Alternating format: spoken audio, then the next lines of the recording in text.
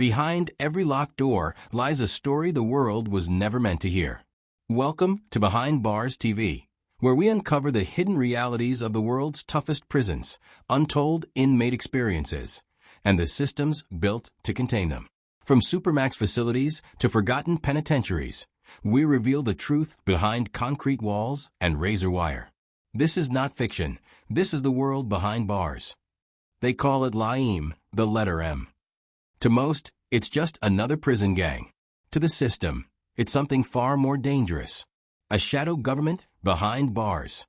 For over 60 years, one organization has controlled the flow of drugs, money, and murder inside America's most secure prisons.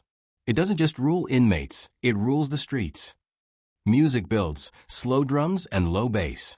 From the blood-soaked yards of San Quentin to the streets of East LA. This is the untold story of the Mexican Mafia, America's most powerful and feared prison syndicate. Birth of a brotherhood. It began not as a crime empire, but as protection. In the 1950s, California's prison yards were divided by race. White inmates had the Aryan Brotherhood. Black inmates formed early versions of the Black Guerrilla family. Latino inmates, mostly young, from East LA, had no one. That changed in 1957 inside Dual Vocational Institution, also known as Tracy. 13 men met in a cell block, ex-gang members from barrios like White Fence, Hawaiian Gardens, and Maravilla. Their leader, Luis Huero Buff Flores, a streetwise inmate with a vision. He wanted to unite Chicano inmates under one flag, not for color, but for survival. They called themselves LAIM, Spanish for the M. Their mission, loyalty, unity, and control. Their motto, Somos pocos, pero locos. We are few, but we are crazy. What started as a defense pact became a movement. Within months, LAIM was running contraband, settling disputes, and organizing small taxes on drugs and cigarettes. They didn't just want power. They wanted order, their order. Blood on the yard. By the mid-1960s, LAIM had spread across California's prisons. But power never comes without war. Rival Chicano inmates from Northern California, calling themselves Nuestra Familia, rose to challenge them. It wasn't about race. It was about respect, territory, and control over the prison economy. The first clashes were small, stabbings, ambushes, messages carved into tables. But soon, it turned into all-out warfare. It wasn't just a gang fight. It was the beginning of a civil war inside the California Department of Corrections. The conflict reached its bloody peak in 1971 at Folsom Prison, when a Nuestra Familia leader was murdered during yard recall. After that day, prison officials separated the two groups permanently, North versus South, a divide that still defines California prisons today. From that moment, every prison meal, every phone call, every breath was a political act. The Code of LAIM. To join LAIM, you didn't fill out an application. You bled for it. Recruits were chosen through years of observation. They had to prove loyalty through discipline, and sometimes through death. You don't join LAIM. You're invited. And once you're in, you never leave. Members swore on sacred rules. Never betray a brother. Never testify. Never back down. Always collect taxes. Blood in, blood out. Breaking a rule meant execution. No exceptions. Even family couldn't save you. LAIM was family now. The empire expands. By the 1980s, LAIM wasn't just a prison syndicate. It was an empire with reach beyond the walls. Members began controlling street gangs in Southern California, charging them a tax on every gram of heroin, cocaine, and meth sold. In return, they offered protection and status. The streets became their open yard. Through violence and reputation, LAIM unified more than 100 street gangs under its umbrella, from Florencia 13 to 18th Street. The FBI called it the most organized criminal network in American corrections. The government strikes back. As LAIM's influence grew, so did federal attention. By the 1990s, the government launched Operation Black Widow and Operation Carnalismo, multi-agency campaigns to dismantle the Mexican Mafia from the inside. But how do you destroy a system built in isolation? They found what many already feared, that La-Im had evolved into a criminal syndicate with a written constitution, ranks, and financial systems. It wasn't chaos anymore. It was organized government behind bars. The chain of command. Every empire has structure.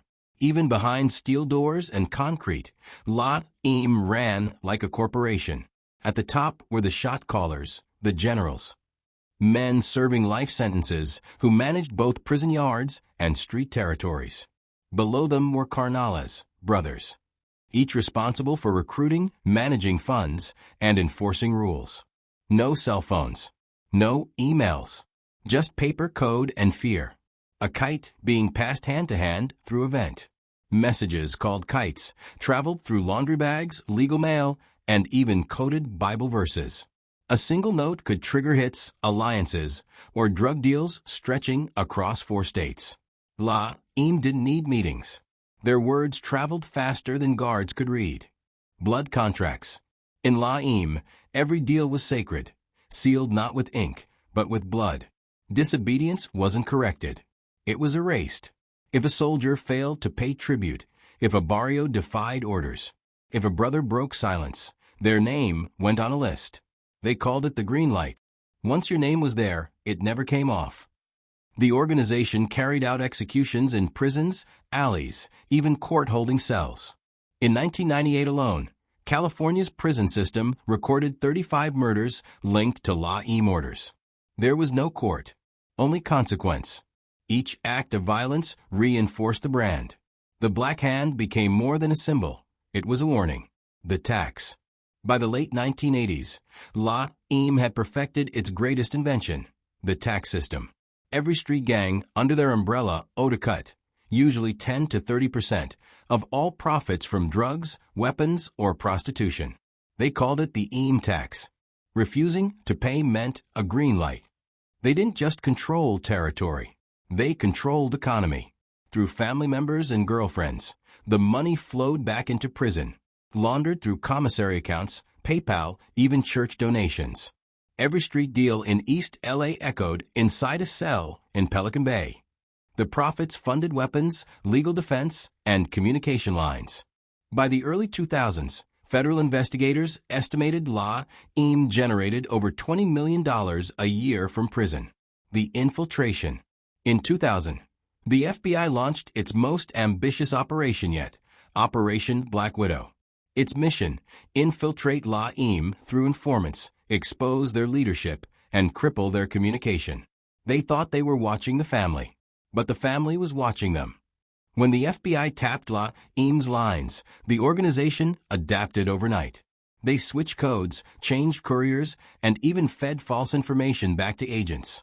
La-Im didn't fear the system. It learned how to use it. In one infamous case, a federal witness was assassinated in open court. A chilling message that no one was beyond their reach. The government had the law. La-Im had loyalty. Power in isolation. When California built Pelican Bay in 1989, officials claimed it would end gang control. Instead, it became their headquarters. From 8 by 10 concrete boxes, La-Im leaders coordinated statewide operations. They used lawyers, coded artwork, and legal mail, all protected by attorney-client privilege, to issue orders. They built the world's most secure prison, and La-Im turned it into an office. Even solitary confinement couldn't stop them. The SHU became their parliament, a council of generals ruling unseen. When the state took away their freedom, it gave them focus. The cartel connection. By the late 1990s, a new kind of partnership emerged. While La-Im ruled inside America's prisons, Mexico's cartels ruled the borders. A simple question connected them. Why fight when you can profit? One side had supply. The other had soldiers.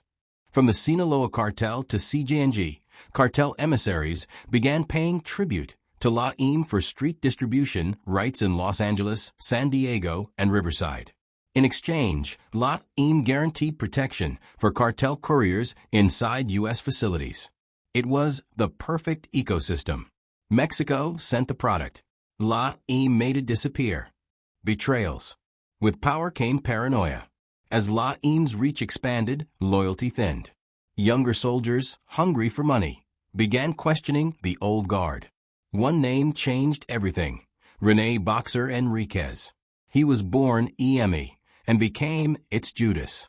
After decades in the organization, Enriquez flipped, giving the FBI blueprints, names, and insight into Laim's internal structure. His defection triggered waves of assassinations. Brothers killed brothers in fear of leaks. Inside, silence became suspicion, and suspicion became execution. But even betrayal couldn't break the network.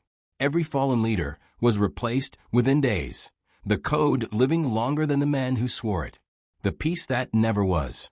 In 2012, California prison officials announced what they called a historic achievement: a peace treaty between Laim and rival gangs. The headlines read, "Gang violence declines." But insiders knew better. Peace is just another word for profit. The so-called truce wasn't about forgiveness, it was logistics. Laim reduced open conflict to lower law enforcement pressure, allowing smoother narcotics distribution. When the press left, stabbings resumed, quieter, cleaner, strategic. For Laim, peace was never love. It was leverage. The digital empire. Technology changed the game. With smuggled cell phones, Laim entered a new era of command. Leaders once locked in solitary now ran operations in real time. Using prepaid phones, WhatsApp codes, and Bitcoin wallets. They no longer needed couriers. The signal became the messenger. Federal agencies scrambled to adapt, forming Operation Phantom Signal in 2019. Yet even with digital surveillance, they couldn't stop orders issued through emojis, code words, and burner chips hidden inside radios. Every generation of guards learns new locks. Every generation of Laim learns new keys. The ones who tried to leave. Some men couldn't carry the weight anymore. They wrote letters begging for mercy, requesting transfers, pleading to leave Laim behind. In Laim, there is no retirement, only removal. A few succeeded, traded testimony for freedom, and vanished into witness protection. Most didn't. Those who turned were marked no good. Their families relocated, their names erased. In the end, the only way out of Laim is death or disappearance. The government's war. The 2000s brought the government's most aggressive campaign against Laim. Federal prosecutors invoked the RICO Act, once used against the Mafia, to charge entire prison networks as criminal enterprises. In Los Angeles alone, Operation Black Flag resulted in 129 indictments. Dozens of members were convicted for conspiracy, extortion, and murder for hire. For the first time, the system didn't just hunt soldiers. It hunted the structure itself. But no matter how many arrests, the hierarchy reassembled. New names filling old roles. Cut off one head, another grows. Because the power of Laim was never written in ink. It was written in fear. Even as leaders faced life sentences, Laim's control of the streets persisted. Through coded messages, loyal foot soldiers, and a culture too deep to erase. The new generation. A new generation grew up in the shadow of Laim. They never met the original Cartels, but they knew the rules. They inherited a legend before they even learned the cost. To them, the letter M meant identity. It wasn't just a gang, it was heritage. But unlike their predecessors, they blended old traditions with new systems. They spoke less about unity, more about profit. Some forged alliances with Mexican cartels. Others created digital fronts, laundering money through crypto and prepaid cards. They turned Laim into an invisible empire, one that doesn't need a face to rule. Inside Pelican Bay, today, Pelican Bay remains the symbolic heart of Laim. Its most influential members are locked inside solitary cells the size of a bathroom. 23 hours a day, no human touch, no fresh air. Yet even there, power flows. Leadership doesn't need freedom. It only needs communication. Through coded legal mail, lawyers, and family visits, orders continue. The Bureau of Prisons calls it contained influence. But even containment requires acknowledgement. And acknowledgement is power. The walls that were built to silence them became their echo chamber. The myth of power. Decades of fear turned Laim into something more than a syndicate, a myth. Media transformed its members into symbols of rebellion, control, and violence. They became ghosts that people feared, and filmmakers couldn't resist. When the movie American Me premiered in 1992, Laim leaders felt disrespected by how they were portrayed. Within months, several consultants linked to the film were murdered. Art imitated life, and life answered back. The legend only grew, a symbol of both terror and loyalty, myth and memory, legacy and reflection.